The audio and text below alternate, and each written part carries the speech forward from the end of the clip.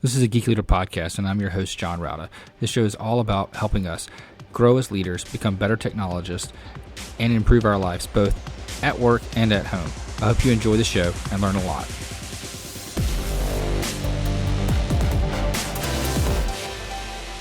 Welcome to a Geek Leader podcast. I'm your host, John Rauda. And if you could, please do me a favor and take a moment and leave a rating and review in whatever podcast player you're listening to this on, whether it's Apple Podcasts, Spotify, iHeartRadio, doesn't matter. I would greatly appreciate it. And that feedback really helps get other listeners to the show. Also, if you're not subscribed, go ahead and subscribe so you don't miss an episode. And if you feel so inclined, you can go to geekleader.com/tip and donate to the show. Thanks so much. All right, Geek Leaders, today I'm honored to have Mike Krupit on the show. He is the founder of Trajectify, and they help leaders become better leaders in general. But also they work a lot more with businesses and things like that. One of the things that I really like about Mike is he's taken the journey from software geek, like a lot of us, to all the way up to CTO, and then decided to take it even a step further and become COO and CEO. So we're going to talk about that whole journey and what that was like for him and a lot more that will be beneficial to us all. Anyway, with all that being said, Mike, welcome to the show. Great. Thanks for having me, John. I'm looking forward to today's conversation. Yeah, if you don't mind, just tell the audience a little bit about your background. How is it that you got into software to begin with, and where that journey has taken you? Well, it's a 40-year journey. I'm going to try to do it really quickly. But I started out in undergrad before there was a computer science degree, or the computer science degree were predominantly hardware degrees, as a math major. And I decided to do my grad work at Stanford, got accepted into an operations research program out there, ended up in the middle of Silicon Valley in the mid 80s, and hated school. hated Stanford specifically.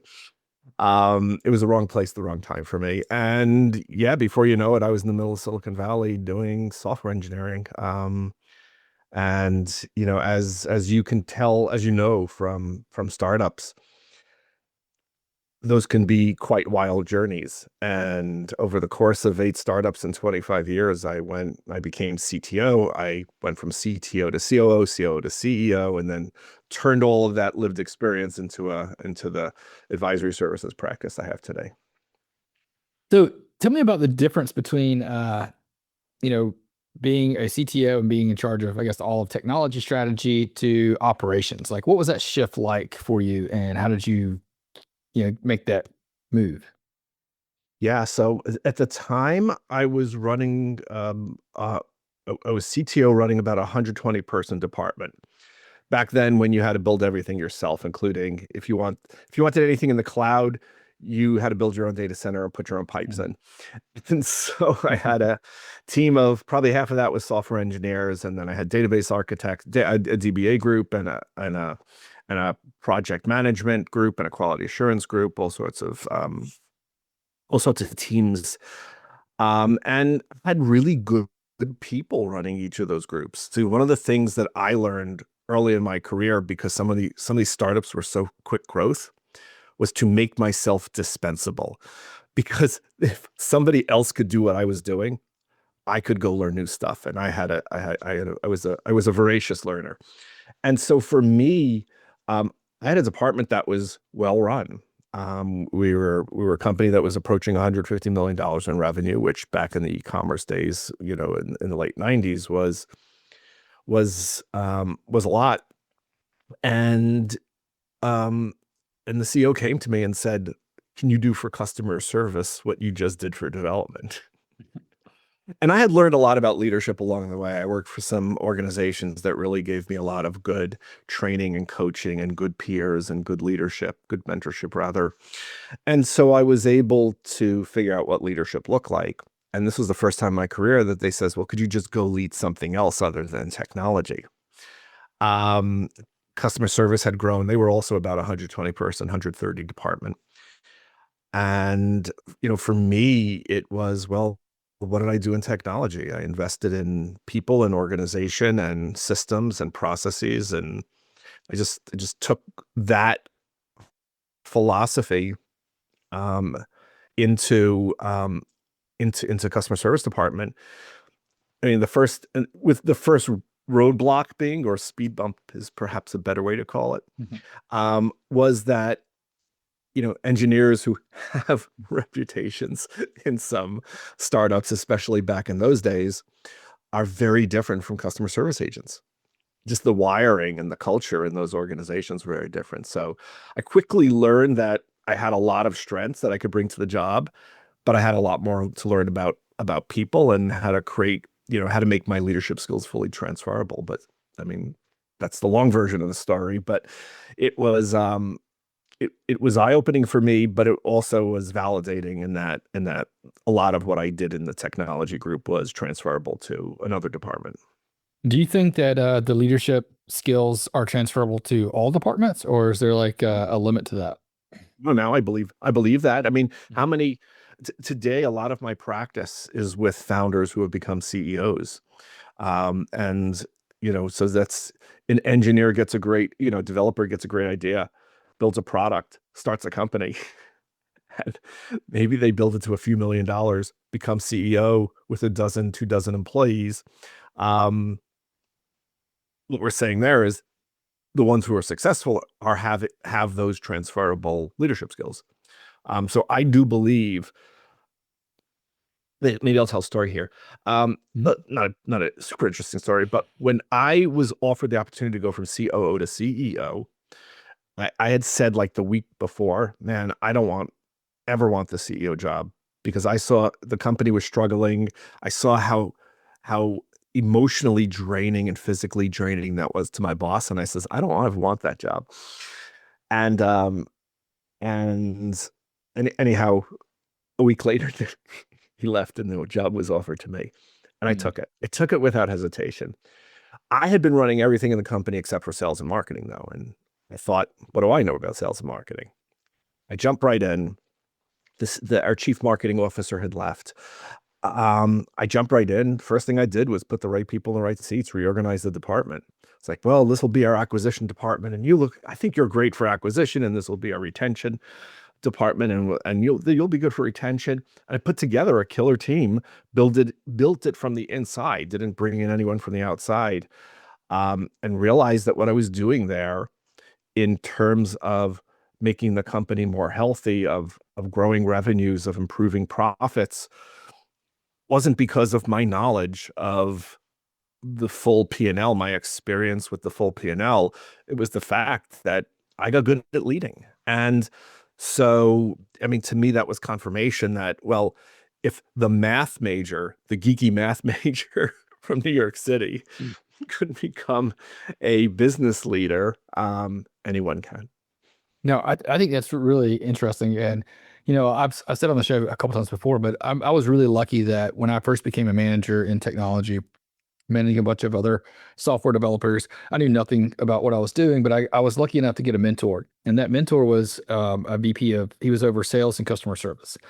And he was just telling me the way he did it, and I just tried the same stuff in tech, and it was almost like the opposite of what you're saying. Is we went from, being a VP of sales to teaching me how to lead a software team, and but it all worked out really well. And some of the things he taught me were things that other tech leaders never taught me, and it was about how to market your team, how to sell to your team, how to, if you have an idea and you want to make your team more valuable, like sell that idea up the chain, manage up. And those are skills that I would have never learned if it didn't come from that mentor.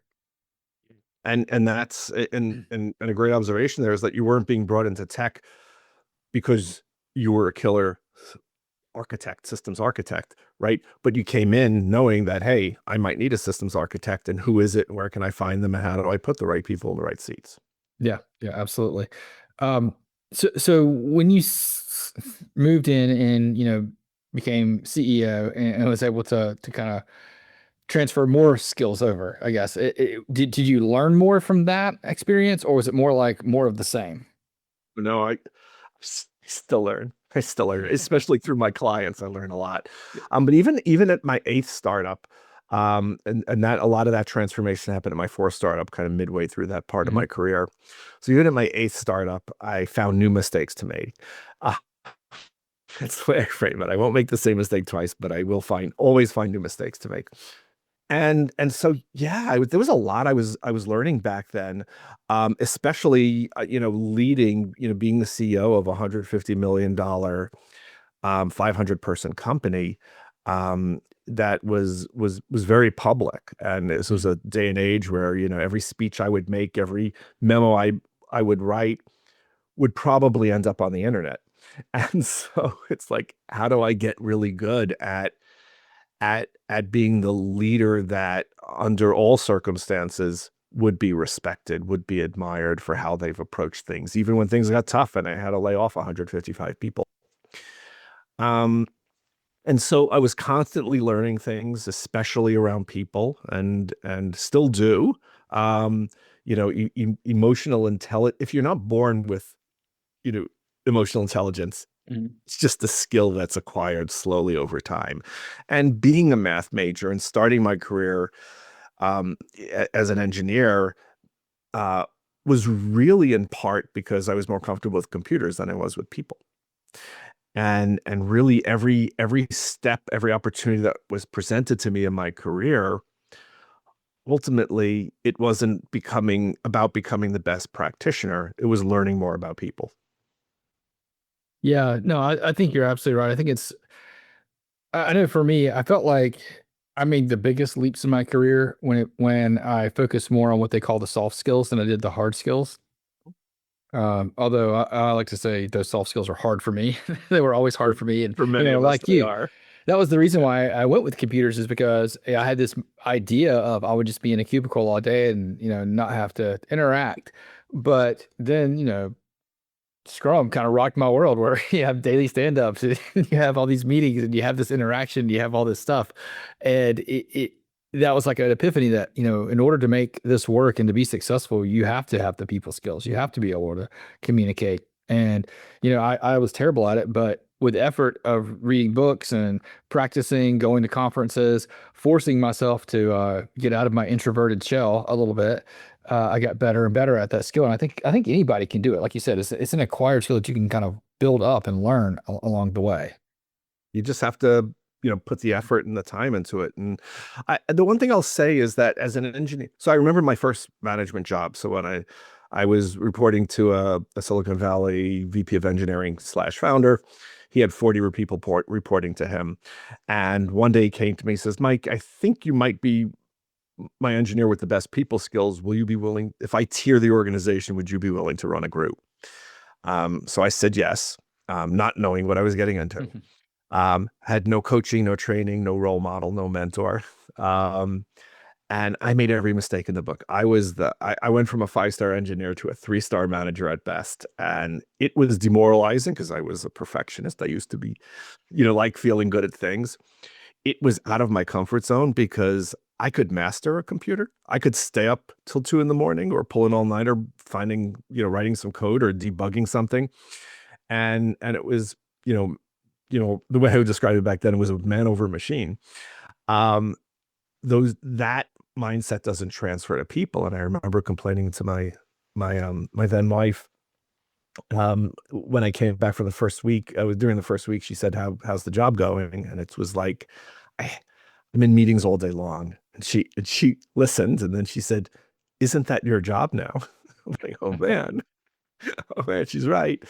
Um, and so for me, it was people lessons. See, when I messed up technology, I could fix it. Mhm. When you mess up people, you carry that with you the rest of your career, right? Those lessons, the people lessons, have been the most memorable for me. Aren't There they were also the most rewarding too?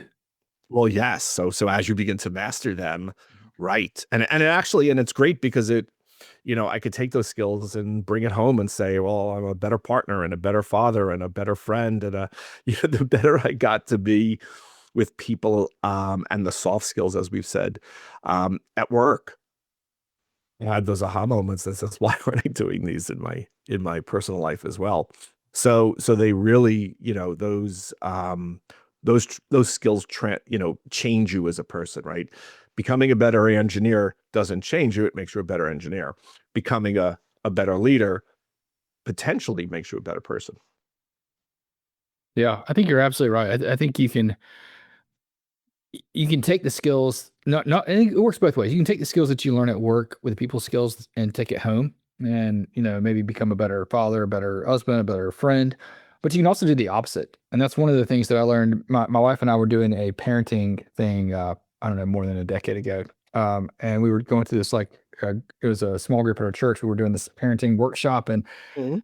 one of the things they had on there was they called it a tool, but it was to, instead of like when you see your kid not clean the room or not do a chore that you ask them to, instead of like, you know, yelling at them and getting mad at them, why don't you just say, what's your plan for getting your room cleaned? Because that infers that you realize that the room's not clean, but you also give them an opportunity to come up with a plan to solve the problem without condemning them and making them feel bad for forgetting or not doing it. And one day I was at work and someone didn't do the report again. And instead of me like sending off a mean email, I just walked by and said, "Hey, so what's your plan of getting that report to me?" And it was just like it worked. They got the report to me. There was no hard feelings. There was no like, excuses or lies about it. It was just like, yeah, my plan is to get that done this afternoon. And sure enough, they did. Other people, whether in the office or in, outside of the office in your life. And that's why those skills transfer, you know, always, because it changes you as a person. It rewires Mhm. how you think and how you communicate and how you behave. Whereas the talents that we have that we often build our careers off of, like engineering, um, are good in that realm, in that vertical of where you use that talent. And in fact, very few people in my life cared about my engineering skills other than the company I was engineering from, but they all care about my people skills. So tell me a little bit about Trajectory and how and why you founded that, and what is it you guys do for businesses and clients now? Yeah. So I, f- I closed my eighth startup. Didn't work out as I would have liked. Found new mistakes to make, as I said, and um, and I was probably turning 50 at the time. And I said, what do I want to be when I grow up? I don't want to do another startup. And I had chatted with a lot of colleagues and they said, oh, you'd make a great mentor. And I'm thinking, well, that doesn't really sound like a career. And so I didn't. I said, what about a coach? So I set up a shingle as a coach and I tried it and I loved it. It was going really well, but what I was finding was I did have, 3 decades of experience in running businesses, and I wasn't really able to use it as a coach because coaches, create systems, help you shape your goals and hold you accountable to them. But coaching isn't prescriptive. They don't give you the answers. They help you Mhm. figure out what the answers are. And while I liked doing that, I felt like I had more to offer. So we slowly shifted to advisory services and blended good coaching with lots of good insights and advice and supports. And so that's what we've been doing now since 2013 is taking growth stage companies, typically 2 million to on average 20 million, about 10 to 200 people. And we help them develop leadership. We help them develop the organization. We help them develop the strategy and make sure that all of those are aligned. And more often than not, if an organization is growing, they're not aligned. And so that's a lot of what we do. What are the key problems that are mistakes that you see startups making when they're not in alignment? Uh, Wrong people, wrong seat. Right. That's Mhm. the most common. And it could be because we hired the wrong person because we don't have enough experience hiring, or the role wasn't quite what we thought it was. Or almost as often, the company outgrowing the individual. Yeah. So the company grew at a certain pace, but someone didn't. Maybe it's even my co-founder. What do I do about it? So just not having the best oiled machine. I hear from a lot of founders today that the prescriptions that they were given for how to build a business, how to put together a team. You should have a COO and a CRO and a CFO. That the structures, the formal historic structures that they've been given, don't work for them because they've tried and they failed. And they're right. And so a lot of them, I run into a situation where someone's got an 8-person leadership team, and after working with them for a few months, they fire 4 people, because there's this aha moment that says, I didn't build it for my company. I built it the way the book told me to. Yeah. So yeah, I've seen that too. I've seen many times where a company is outgrowing the leader, or a lot of times what they do is they'll take somebody in the company that maybe like maybe they're a really good engineer, right? They can write good code, but they have no interest at all in managing people. But because they're the best engineer, they become the manager of the engineers and the director of the engineers, and then become CTO. And in reality, they're terrible at that. And they don't even like to do it. Um, Mistake gets made way too often. And in today's day and age of distributed or hybrid teams, um, there is nothing more important than good middle management. I hate to say it that way, because as somebody who started their career thinking middle management was evil and inefficient, um, we for many years we would just use the only path to growth that people would be offered or perceive that they had was as people managers. mhm. Right. That's how you made the big bucks, by getting this title, VP of this and director of that and chief of this. And so one of the things we do with organizations now is develop paths for strong individual contributors.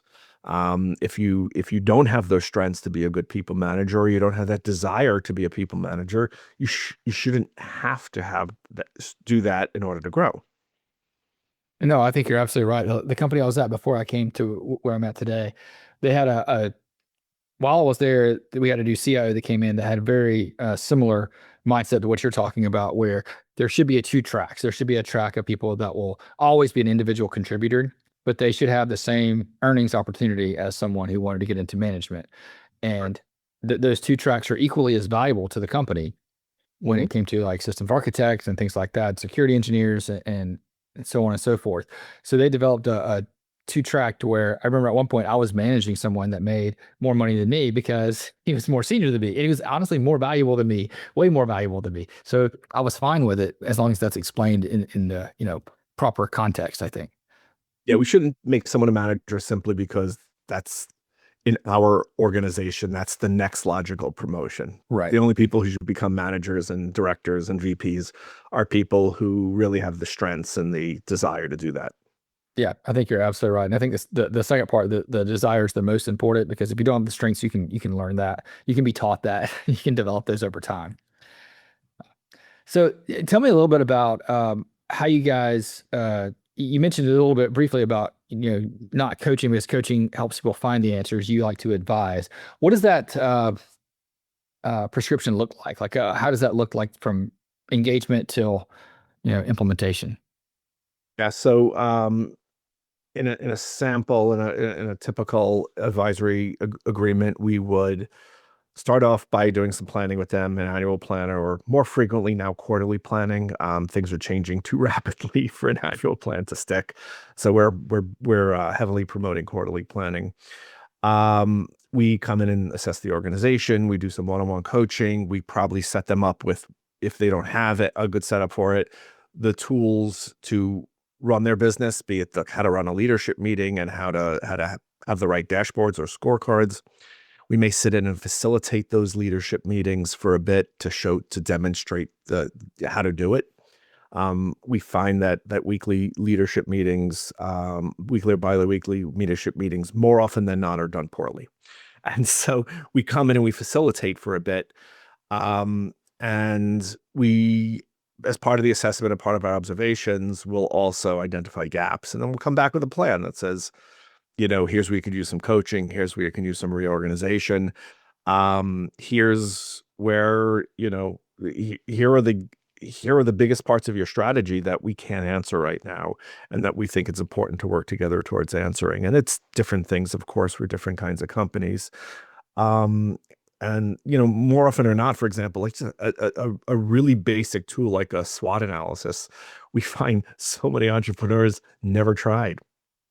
Um, and we find things like, frequency of cadence of meetings and frequency of communications, right? We just find like really simple stuff things that are easy to fix, easy to do, easy to fix. We always start with the lowest hanging fruit because I want to give people big wins in the first few months they're working with us.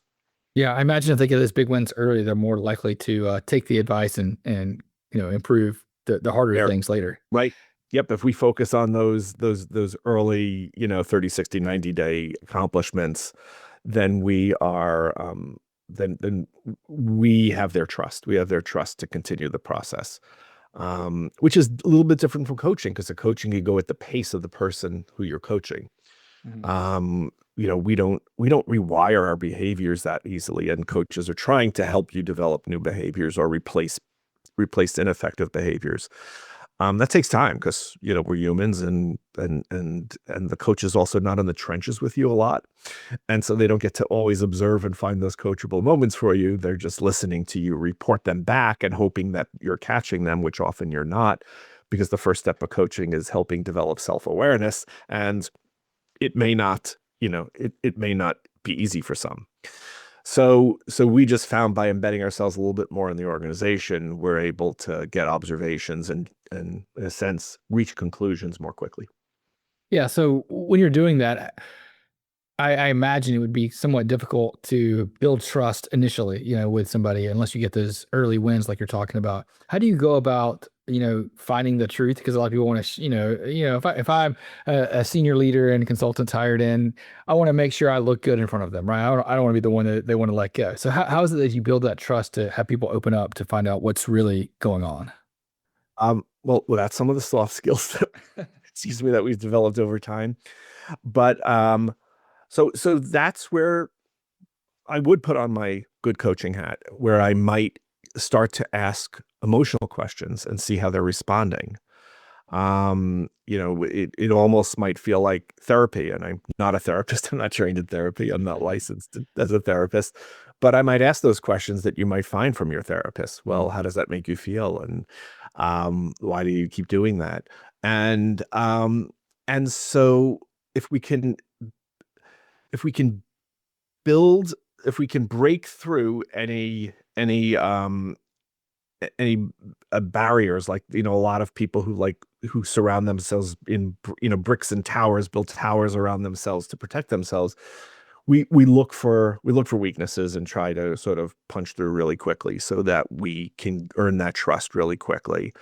And for some people where that's hard, especially for some of the narcissistic leaders that we've worked with, who are virtually impenetrable.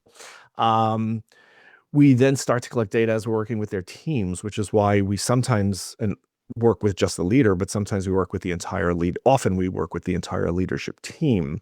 And that gives us now multiple perspectives, multiple data points, so that we can more quickly come to some, to sort of develop observations that we feel confident in. Yeah. Yeah. So typically how long would engagement like this before you start to see positive outcomes and We change like to see happen? positive outcomes in 3 months. Minimum engagement is 6 months. I would say our average engagement is 4 years. That wasn't Yeah. my plan when I started this.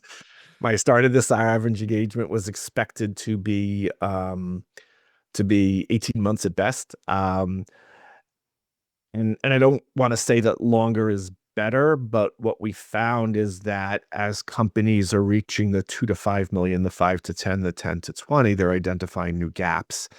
And so, for example, we started doing a few years ago interim executive work. So some of a coach I might be working with will put them in as a chief product officer to show you how to do a chief product officer, how a product organization works. Because you think about it, if you're a founder-led business who's focused, who's product-minded, that's the last thing they'll let go is the vision for the product. And so we may put in a really seasoned chief product officer, build the systems, build the trust, the confidence, I should say, in an organization working as a with newly formed product management group, and then we'll help them replace us, and we'll help them hire the product manager, and then we'll coach that product manager. So we've done the same thing for a CFO, for example. We put in an interim CFO and then eventually replace them with someone. Because these are organizations that are building new strengths as they reach each hate to use the word level, but right, each level of their business's growth. Yeah, that makes perfect sense. And you're going to encounter new problems, new things as you grow. And there's going to be times where I imagine most of the CEOs that come to you guys haven't been CEOs anywhere else. This is probably their first time going through this. A lot of the founders haven't, aren't serial entrepreneurs. Maybe they are, but I imagine a lot of them are 1 to 2 startups in, and this is the first time they've seen real success and had a chance to try to figure this out. Exactly. They're feeling stuck, right? They're feeling out of their comfort zone. Mm-hmm. Well, Mike, this has been a great conversation. I appreciate you teaching us a little bit about that process and that change and that transition into growing as a tech leader into a business leader or a founder. How can people learn more about the things that you're doing at Trajectify and maybe connect with you online? Well, certainly I'm always open to connections from LinkedIn, Mike Krupit, Krupit, or I can be emailed at mike@trajectify, trajectify.com. Awesome. And I'll link those two in the show notes at geekleader.com so people can go there and click through. And Mike, again, thanks so much for coming on the show. Thanks for having me, John. I loved it.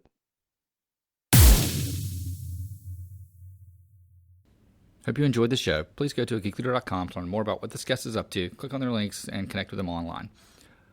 I would also greatly appreciate it if you could leave me a rating and review in Apple Podcasts or wherever you listen to the show. Make sure you've subscribed if you haven't already. And if you feel so inclined, you can leave me a tip by going to geekleader.com/tip.